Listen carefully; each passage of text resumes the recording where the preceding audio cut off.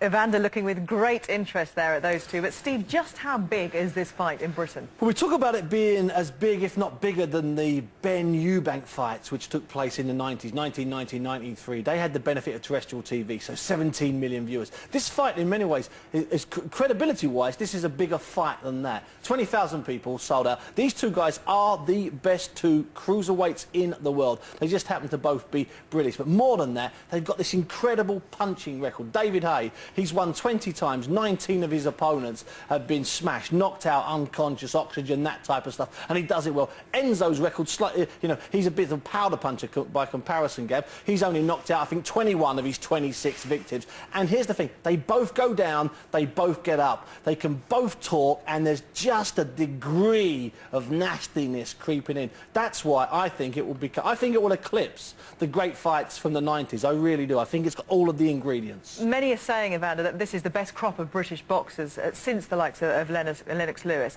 and these two are just part of that. How do you fancy fighting either one of these two?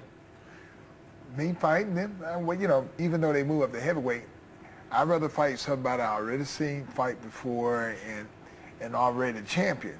My whole thing is not to fight them young guys. That's a whole.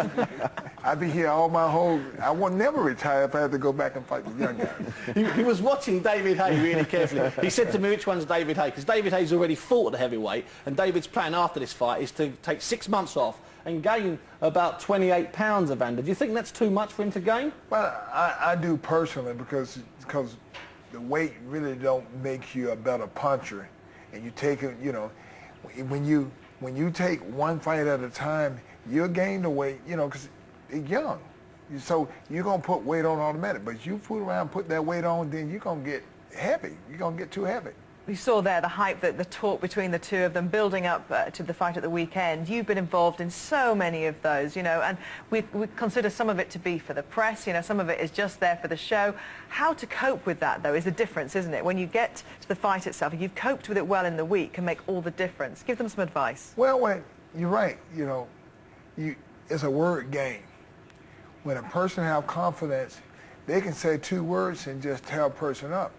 And, you know, but, you know, it's a talking game, and it is about speaking, but it's what do you say that you stick on there and look a person in his eye.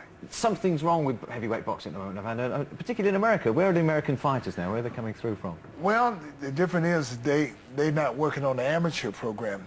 Good amateur program produce good fighters.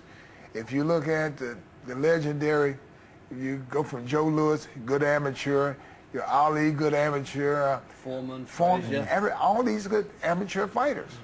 They had a good amateur program, but... So why is that dried up now, then? Because they don't show it on television enough.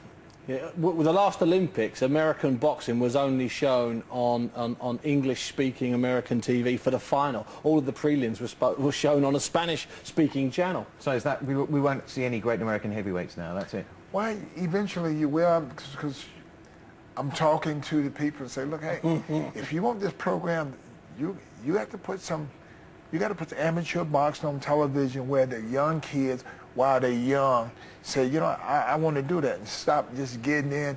You get in at 18 or 19 and you weigh 200-some pounds and you hit a guy and knock a guy out, and you think that's all I want to do. What do you make of the state of British boxing at the moment? Obviously, with this fight at the weekend, Haye Maccarinelli, and we've obviously had a good few years from the likes of Joe Calzaghe and Ricky Hatton. Well, you know, but if you go back to the amateur, like I was at the World Championship in Chicago. English amateur boxing program was good. Yeah. These guys come to fight, you know, and I look at the American boxing, I'm like, you know. Are they not hungry, or is it because Eastern Europe fighters are coming It's a through? system. To win at amateur level, unless you are absolutely incredible, like an Oscar De La Hoya, like a Floyd Mayweather, who've both lost, by the way, in the World Amateur Championships, unless you're a great talent, you need a system. And in Great Britain at the moment, we've got a system. We had 3 boys qualify at the weekend. When we go to Beijing, we will be the 4th best represented country in front of America. We've got a great system at the moment. Yes. And it comes down to amateur is what do you do to make these kids at a young age want to stay in boxing at a young age? I started boxing at 8 years old. It was just, Why don't you do that then? Bring us the next generation of great American heavyweights instead of getting in the ring with Tyson again. Well, I have to do it right. See, you had to have a story to tell to get people. So, The story's great.